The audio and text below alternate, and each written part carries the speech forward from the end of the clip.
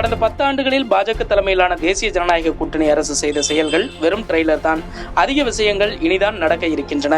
நாம் அனைவரும் இணைந்து நாட்டை முன்னேற்றுவோம் என பிரதமர் மோடி பேசினார்.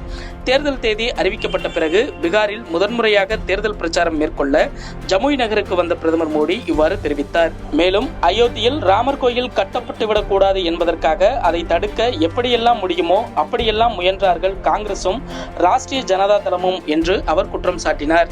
மக்களவைத் தேர்தல் ஏற்பாடுகள் தொடர்பாக தமிழக தலைமை தேர்தல் அதிகாரி சத்யபிரதா சாஹூ சென்னை தலைமைச் செயலகத்தில் வியாழக்கிழமை செய்தியாளர்களை சந்தித்தார். அப்போது அவர் தமிழகத்தில் மொத்தம் 68,321 வாக்குச்சாவடிகள் அமைக்கப்பட்டுள்ளது. இதில் 8,050 வாக்குச்சாவடிகள் பதற்றமானவை, 181 வாக்குச்சாவடிகள் மிகவும் பதற்றமானவை என கண்டறியப்பட்டுள்ளது. ரோட் ஷோ நிகழ்ச்சிகளை நடத்த தேர்தல் நடத்தும் அதிகாரியிடம் அனுமதி பெற வேண்டும். இதில் பிரதமருக்கு சில விதிவிலக்கு உள்ளது என்று தெரிவித்தார். தமிழகத்தின் உள் மாவட்டங்களில் சில இடங்களில் அடுத்த 5 நாட்களுக்கு 3 டிகிரி வரை வெப்பநிலை உயரக்கூடும் என்று சென்னை வானிலை ஆய்வு மையம் தெரிவித்துள்ளது. சுருக்கு பையில் இருக்கும் பணத்தையும் பறித்துக் கொள்ளும் ஆட்சியாக மினிமம் பேலன்ஸ் இல்லை என அபராதம் விதித்தே 21,000 கோடி ரூபாய்க்கு மேல் ஏழைகளிடம் உருவியிருக்கிறார்கள் என்று மோடி அரசை முதல்வர் ஸ்டாலின் விமர்சித்துள்ளார். இதனிடையே அம்பானி அதானிக்காக தான் பிரதமர் மோடி ஆட்சியை நடத்துகிறார். பாஜக ஆட்சிக்கு வந்த பிறகு பல விவசாயிகள் கடனை கட்ட முடியாமல் தற்கொலை செய்து கொண்டார்கள் என கனிமொழி எம்பி விமர்சித்துள்ளார். பாரதிய ஜனதா கட்சி தேர்தல் நடத்தை விதிகளை பின்பற்றுவதில்லை என்று குற்றம் சாட்டியுள்ள திரிணாமுல் காங்கிரஸ் தலைவரும் மேற்கு வங்க முதல்வருமான மம்தா பானர்ஜி விஷப்பாம்பை கூட நம்பலாம், ஆனால் பாஜகவை நம்ப முடியாது என்று கடுமையாக சாடியுள்ளார். மேலும் மத்திய புலனாய்வு அமைப்புகளான NIA, வருமான வரித்துறை, BSF, CISF போன்றவை பாஜகவின் கட்டளைப்படி செயல்பட்டு வருகின்றன.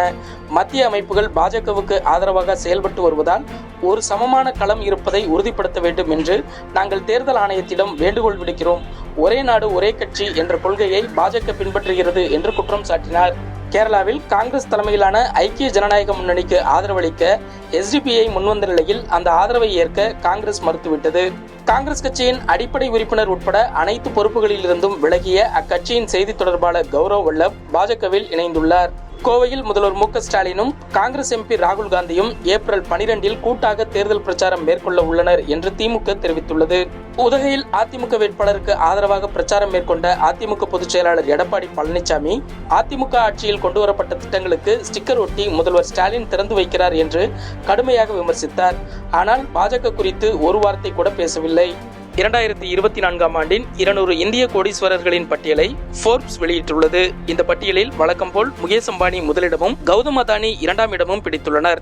ஆனால் எதிர்பாராத ஒரு நிகழ்வாக பைஜூஸ் நிறுவனர் பைஜு ரவீந்திரன் இந்த பட்டியலில் இடம்பெறவில்லை. அமலாக்கத்துறை சோதனை, முதலீட்டாளர்களுடனான பிரச்சினை, ஊழியர்கள் வேலை இழப்பு என தொடர் சர்ச்சைகளில் பைஜூஸ் சிக்கி வந்ததன் விளைவாக தற்போது ஃபோர்ப்ஸ் பணக்காரர் பட்டியலில் இருந்து வெளியேற்றப்பட்டுள்ளார் பைஜு ரவீந்திரன்.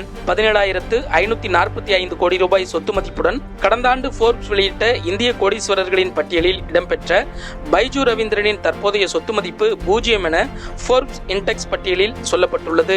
பைஜூஸ் நிறுவனம் அந்நிய செலாவணி விதிமுறைகளை மீறி செயல்படுவதாக புகார்கள் தெரிவிக்கப்பட்டதை அடுத்து ரவீந்திரனின் வீடு உட்பட அந்த நிறுவனத்துக்கு தொடர்புடைய இடங்களில் கடந்த ஆண்டு ஏப்ரலில் சோதனை நடத்தப்பட்டது. அமலாக்கத்துறை நடவடிக்கையை தொடர்ந்து பைஜூஸ் பல சவால்களை சந்திக்க தொடங்கியது.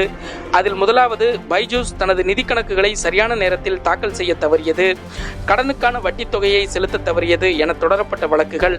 அமெரிக்க முதலீட்டாளர்கள் பலர் $500 பில்லியன் பைஜூஸ் நிறுவனம் மறைத்தது என குற்றம் சுமத்தி வழக்கு தொடுத்தன. ரவீந்திரன் வெளிநாடுகளுக்கு தப்பிச் செல்வதை தடுக்க அவருக்கு எதிராக லுக் அவுட் நோட்டீஸ் பிறப்பிக்கப்பட்டுள்ளதுடன் வெளிநாட்டு முதலீடும் அமலாக்க இயக்குநரகத்தின் கண்காணிப்பின் கீழ் வந்துள்ளது. இந்த சரிவால் தான் தற்போது 0 சொத்து மதிப்புக்கு குறைந்துள்ளார் பைஜு ரவீந்திரன்.